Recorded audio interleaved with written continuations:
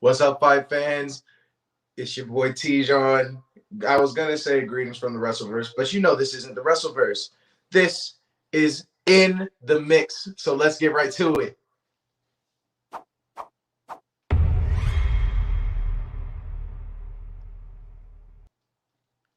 All right, yeah. You guys know we had like a whole lot going on last week with, a bunch of Bellator and UFC Fight Night. So this time, all we have is the Fight Night. But man, that Fight Night was Vera and Font. Font and Vera was an absolute banger. I loved every second of that one, man. This one was like, I don't want to get my rating already, but it's no it's high. Like, I loved it. I had a great time with it. But let's talk about it right now. So the very first fight of the night was Gina Mazzani versus Shauna Young. And Gina had this one locked for a bit. I mean, it only went 2 rounds, and that first round was definitely Gina's.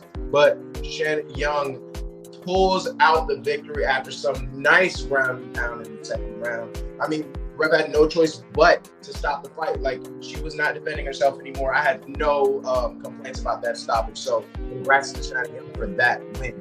Next, though, it was Natan Levy versus Mike Breeden. And this one was a war, bro. Like, this fight here was a banger. I believe that this is one of those, I hope they got bonuses. I did not check to see if they got bonuses, but I really hope they did, because this one was a war, all 3 rounds. And Natan Levy got the decision. But, man, I thoroughly enjoyed this fight. It was great. I wish that this opened up the card, because it was that good, bro. This fight was awesome. But next, we have Gabe Green versus Johann Lynette.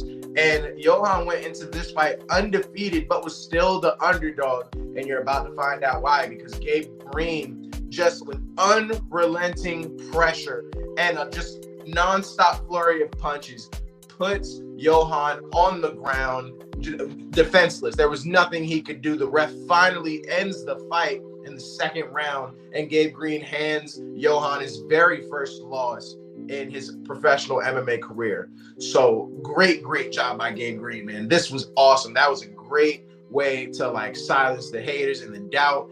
And going against anybody that's undefeated, there's always a little pressure there. But next fight, Daniel Da Silva versus Francisco Vigoretto. Probably the fastest fight of the night. Ended in like, I want to say, 20 seconds? I mean, Jesus Christ. All it took was a quick little knee bar. Da Silva tapped out immediately. I mean, if you've ever been put in a knee bar, it's pretty quick. If it's in there right, you're done, because it's either that or you're not walking again. So very quick work by Vigoretto to get that submission. So that's probably the stuff of the night. Pretty sure he got a bonus there. Next, though, we have the last fight on the prelims, which was Alexander Romanov versus Chase Sherman. And I mean, Alexander had another super dominant performance, ends the fight in the very first round. After some vicious ground and pound, he locks in that paintbrush like that Kimura, and Chase Sherman taps, either that or dislocate your shoulder. So, I mean, which choice are you gonna make? So, very first round submission win by Romanov. He moves to 16-0. And as a little surprise, he also got a belt promotion. He moves to brown belt in Brazilian Jiu-Jitsu. So congrats to him. Very well earned. And I highly doubt that he'll be in the prelims anymore. He's definitely getting a bump up.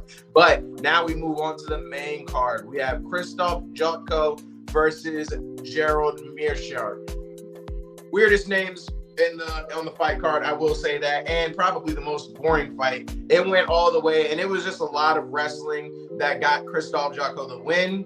That was all I could really say about it. It was some real dominant wrestling, but this fight card was stacked with just excitement, and this was the least exciting one, I will say that. But dominant win by Christoph.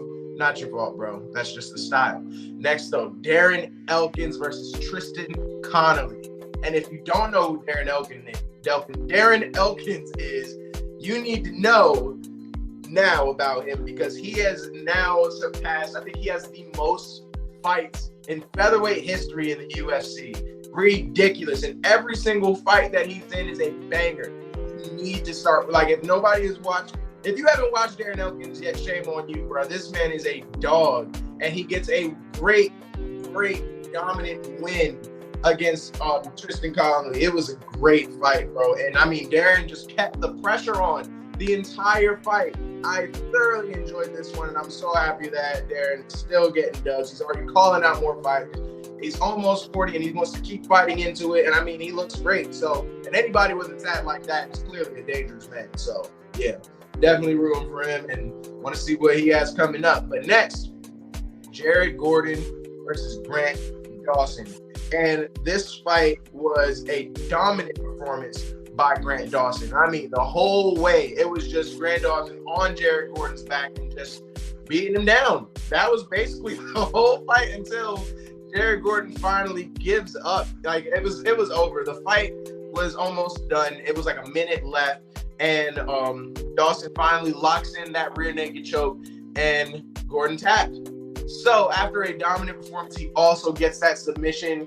It's just a very, very nice way to like put a stamp on that fight and make a claim for how dominant you will be in the UFC by Grant Dawson. So that was a really good win and a really great fight by him. So he's probably going to get a pretty decent challenge the next one. So watch out for him. Next, Andre Fili versus Johann Brito. I thought that this fight was going to actually be a brawl, and I guess in a way it was, but Jesus Christ, it was fast as hell. I was not expecting that quick of a knockout by Brito. I actually thought Fili was going to surprise some people, but Brito literally lands this ridiculous overhand right, sends him to the canvas, and then after a few punches on the ground, I mean, it was obvious that Fili was not there. He was having conversations with God at that point, so the ref had to step in. I call it a KO. I don't think it was a TKO. I'm just going to call it a KO. That overhand right was massive, boy. But next, yeah, Andre Arlovski, one of my favorite fighters. Yes, he's old as hell, but he's on a win streak, and I'm loving the comeback versus Jake Pauley, another guy who I really respect, and I think that he's a dope fighter. But Andre Arlovski got the win by decision, and I mean, Jake Pauley just collapsed on the ground, was furious, and walks out. I don't know if I honestly agree that Andre Arlovski won that fight, but that's one of my favorite fighters, so I'm not gonna question it. I'm good with it. And he moves into, like, I think that's his fourth win in a 4-win streak. He also has now tied for most wins in the UFC right now, like in history. But I think that's between Jim Miller and I can't remember who else, but it's like these two guys who like are constantly fighting and like they're just constantly going back and forth. But now Andre Arlovski is up there now too. So, you know, I don't know what his next fight will be, but he is on a win streak. I don't think that he'll get the call up to, you know, go back for a title fight, but I don't know. Maybe he'll move up some. It'll be interesting, that's for sure. But now we move on to the main event. Rob Font versus Marlon Barrett. And oh my God, Chito Vera is on a whole other level, boy. I don't know what is going on, but this man is ready. And that's all I can really say. Look what he did to Rob Font, bro. And Marlon Barrett was clean the entire fight. Like, he wins after a dominant 5 rounds. Like, look at him. He looks like he can go another 5. It was amazing. Like, I'm so impressed by Chito Vera after this one. Like, his confidence is up. His swagger is there. Like, this man has it. And I think he's ready. I really think that he's ready for you know, maybe a title fight. I'd be willing to see it. After what he did in those 5 rounds to Rob Font, I think he's ready. That's my honest opinion. It was so good.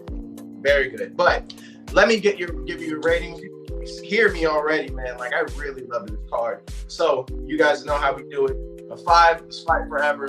4, this is awesome. 3, you still got it. 2, what? And 1, boring. Don't watch. You're better off watching me or my co-host. You know, like, I do it better.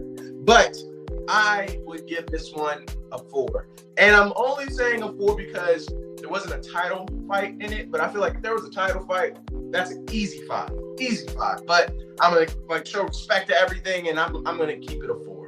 Because, like, wow, I had a very, very great time with how that fight went. the whole card went.